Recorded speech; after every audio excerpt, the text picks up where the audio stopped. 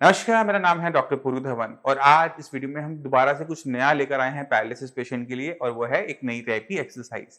हर paralysis patient की जो exercise की रिक्वायरमेंट होती है वो अलग होती है क्योंकि हर किसी में अलग-अलग तरीके से इंप्रूवमेंट हो रही होती है। किसी का हाथ अच्छा चलता है, किसी का पैर अच्छा चलता है, किसी की आवाज़ बड़ी जल्दी आ जाती है।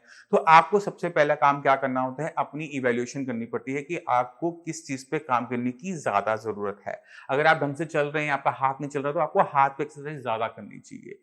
इसे समझना किसी भी पैरालिसिस पेशेंट के लिए बहुत आसान काम है। तो इसी में ही आज हम आपको बताएँगे कि किस तरह से आप ये जो इलास्टिक बैंड्स होते हैं, जो मार्केट में ईज़िली अवेलेबल होते हैं, हमने इसे ऑनलाइन मंगवाया था, मेरे ख्याल से ये 700-800 रुपए का आया था। इसको आप यूज़ कर सकते हैं। जिनके पास ये ना हो, उन्हें भी घबराने की ज़रूरत नहीं होती। आपके घर के पास कोई न कोई ऐसी शॉप ज़रूर होगी जहाँ पे इलास्टिक मिलता होगा, क्योंकि ये भी इलास्टिक है ना, सेम इलास्टिक। इसी तरह का इलास्टिक आपके घर के आस-पास मिलता होगा। आपने क्या करना होता है कि आपने 2 इंची जो चौड़ा इलास्टिक होता है, उसे आपने मंगवाना होता है और जिस तरह से इसमें हैंडल बने हुए हैं, उसमें आप नॉट लगा लेना और आपका ये इसी तरीके से तैयार हो जाता है। तो ये रफली मेरे ख्याल से ये 1.5-2 मीटर के आस-पास होगा, तो आप 1.5-2 मीटर का इलास्टिक ले लेंगे, तो भी हमारा काम सेम बन जाएगा। तो आपको घबराने की ज़रूरत नहीं है और इसे फटाफट खरीदने भागने की ज़रूरत नहीं है, ये आप सबके घर में ईज़िली अवेलेबल होता है, घर के आस-पास ईज़िली अवेलेबल होता है। तो इसका हम यूज़ करेंगे, इसे कैसे यूज़ करना है उसे समझने की कोशिश करेंगे, मगर इससे हम आज करेंगे अपने आर्म की एक्सरसाइज। अब मैं उम्मीद करता हूँ कि आप मुझे पूरा देख पा रहे होंगे। आपने इस इलास्टिक को लेना है, अपने पैर के नीचे दबाना है और जहाँ पर आपने घेरा बनाया था या जो हैंडल बना हुआ है, उसमें अपना हाथ डालना है। इसे पकड़ने की ज़रूरत नहीं है। अब आपने क्या करना है, ठीक है? ये बहुत मुश्किल नहीं है, ये आसान काम होता है, मगर इससे क्या हो रहा है कि आपकी जो बाइसेप्स है, वो स्ट्रॉन्ग हो रही है। अब आपने अगर अपने हाथ को आगे बढ़ाना है, तो आपको अपनी बाइसेप चाहिए। अगर अपने हाथ को घुमाना है, तो आपको अपनी बाइसेप चाहिए। तो ये जो बाहरी एक्सरसाइज होती है, वो बेसिकली हमारे एल्बो जॉइंट की हो रही है कि हमारे एल्बो जो जॉइंट है, हमारी कोहनी है, वो ढंग से काम करे। अब जो हमारी कोहनी है, ये इतनी ही जाती है, ये सिर्फ़ अपना 180 इधर गई और इधर गई, इतना ही मूव करती है ना, तो हमने बस इतनी ही एक्सरसाइज इसकी करनी होती है। तो हम इसी तरह से इसका यूज़ दोबारा से करेंगे और दोबारा से देखेंगे। आपको लगता है कि बहुत आसान है, मैं तो थक ही नहीं रहा, ये तो बहुत ईज़ी है, डॉक्टर साहब ने कैसी एक्सरसाइज बता दी। आप इलास्टिक को थोड़ा-सा छोटा कर लो, तो ये और टाइट होता चला जाता है। तो आप इसके लेवल्स को कंट्रोल कर सकते हो, उसको आपने कहाँ दबा रखा उस पर। अगर मैं इसे लूज़ करता हूँ, तो आप देखेंगे कि ये मेरे लिए और ईज़ी हो जाता है। आप टाइट करेंगे, ये आपके लिए मुश्किल होता चला जाएगा। तो आपको इसमें किसी की हेल्प की ज़रूरत नहीं है। अपनी एल्बो की एक्सरसाइज आप बहुत अच्छी तरीके से कर सकते हो। इसी तरह से आप कर सकते हो अपने शोल्डर की एक्सरसाइज। अगर आपने पहले इवैल्यूएट करना है अपने हाथों कि आपका हाथ पूरा ऊपर जा रहा है या नहीं जा रहा। तो आपने लिया और कोशिश करनी है कि इसे ऊपर पूरा लेके जाऊँ, स्ट्रेट कर दूँ। तो दोबारा से करेंगे इसे एक बार दोबारा से। इस तरह से आपने इसको स्ट्रेट करने की कोशिश करनी है कि आपका हाथ जा रहा है या नहीं जा रहा। तो अगर आपके हाथ में ग्रिप ना भी हो, तो आप इसको हैंडल को अपने अंगूठे और उँगलियों के बीच में फँसा लीजिएगा और इसको इस तरह से आप ले जा सकते हैं। आपके हाथ से निकलने के चांसेस कम हो जाते हैं कि आपको करना पड़े। आप इसे 5-10 बार करेंगे, आप समझ जाएँगे कि इसमें आपकी बहुत ताकत लगनी शुरू हो गई।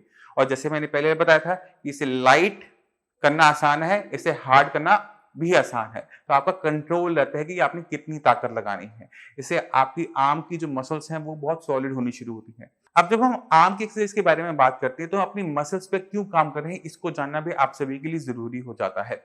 जब आपको पैरालिसिस हुआ था, तो आपके ब्रेन में क्लॉट आया था, नस फटी थी, तो ब्रेन के एक हिस्से ने काम करना कर दिया था बंद।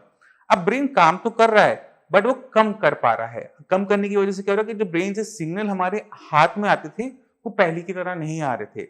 तो मान लो कि पहले आपके जैसे घर में 220 वॉट की बिजली आती है, अगर वो 100 वॉट पे आने लग जाए तो क्या होगा कि बल्ब तो जलेगा तो सही, बट लाइट कम होगी। बिल्कुल सेम आपके साथ हो रहा है कि ब्रेन से सिग्नल आ तो रहा है, बट उस स्ट्रेंथ का नहीं आ पा रहा कि आपकी आर्म को वो चला सके। अब अगर आपको अपने कमरे के अंदर लाइट चाहिए, कम वोल्टेज के अंदर, तो क्या करोगे? आपके पास ऑप्शन होता है कि आप नंबर ऑफ बल्ब बढ़ा लो। तो क्या होगा कि थोड़ी-थोड़ी लाइट सबसे आएगी, तो आपके कमरे में लाइट प्रॉपर हो जाएगी।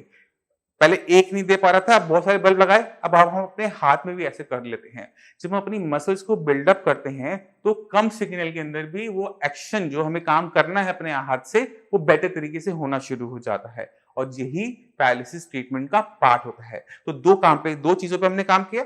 हमने पहले काम किया अपने ब्रेन के ऊपर कि ब्रेन से सिग्नल अच्छी स्ट्रेंथ में आए। कहाँ पर? हमारे आर्म पर।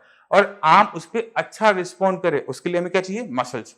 जब एक पैरालिसिस पेशेंट इन दोनों की रिक्वायरमेंट को समझ जाता है और दोनों चीजों पे काम करना शुरू करता है, तो पेशेंट के अंदर बहुत अच्छी इंप्रूवमेंट आनी शुरू हो जाती है। अब मैं चाहता हूं कि आप कुछ पैरालिसिस पेशेंट से मिले उनकी वीडियो देखें।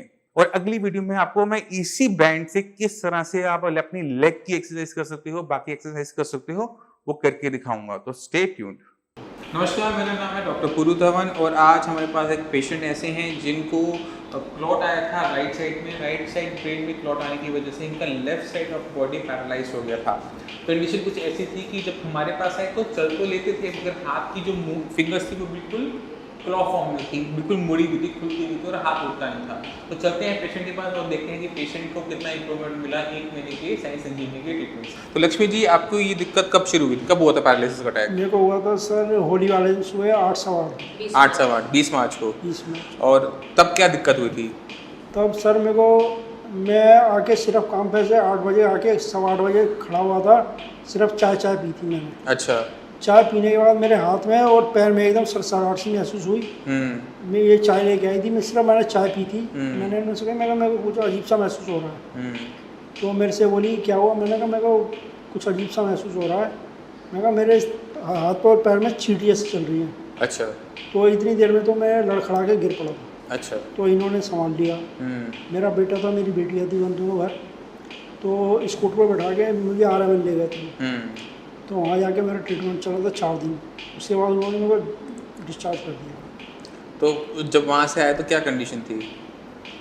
उस समय तो मैं लेफ्ट हैंड साइड पूरी अनकॉन्शियस थी, कोई मतलब मेरे फेस वगैरह पे, आँख वगैरह पे पूरा लेफ्ट साइड हो चुका था। वॉइस भी चली गई। अच्छा, और जब साइंस संजीवनी में आए तो क्या कंडीशन थी?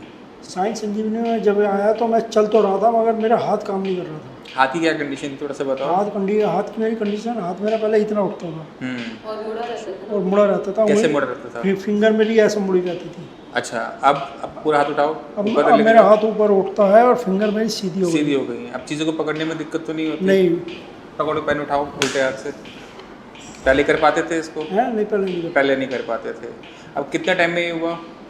1 महीने के अंदर ही सारा सुधार हुआ। तो आपने खुद देखा कि पेशेंट के अंदर वो चेंजेस जो चाहिए होती हैं, जो उसकी इम्प्रूवमेंट रुक जाती है, वो शुरुआत करने के लिए हमें हाथ पैर की मसल्स पे काम नहीं करना पड़ता, हमेशा पेशेंट की ब्रेन पे काम करना पड़ता है, क्योंकि वहीं पर क्लॉट आया था, वहीं पर डैमेज हुआ। जब तक हम ब्रेन पे काम नहीं करते, पेशेंट के हाथ पैर में कभी भी पावर नहीं आती। जो रुकी हुई इंप्रूवमेंट थी, जो रुक गई थी, जो हाथ में मूवमेंट नहीं थी, उंगलियां मुड़ी हुई थी, वो सिर्फ 1 मंथ के ट्रीटमेंट में पेशेंट की कंडीशन कुछ ऑलमोस्ट नॉर्मलाइज हो गई है। अभी 1 महीना हुआ है, अभी हम थोड़ा सा और आगे चलेंगे, 2-3 महीने का कोर्स करेंगे, उसके बाद मुझे नहीं लगता कि आपको और ट्रीटमेंट लेने की जरूरत पड़ेगी। डॉक्टर साहब मुझे कोई दिक्कत नहीं है, 6 महीने की दवाई खा लूँगा, मगर मुझे सही होगा। अच्छा, ठीक है। चलिए, इतना लंबा तो नहीं जाएगा आपका, क्योंकि काफ़ी अच्छी इंप्रूवमेंट हो चुकी है। जितनी इंप्रूवमेंट इस महीने आई है, इतनी अगली महीने आ जाएगी, तो आप ऑलमोस्ट हो चुके होगे। अभी सुनने में आया आप बाइक से आए हो, बाइक चला कर आए हो। पिछले महीने बाइक चलाते थे? नहीं चलाता नहीं, बेटे के साथ में। बेटा मेरा कितने टाइम के बाद आपने बाइक चलाई है? 4 महीने। 4 महीने बाद, ठीक है।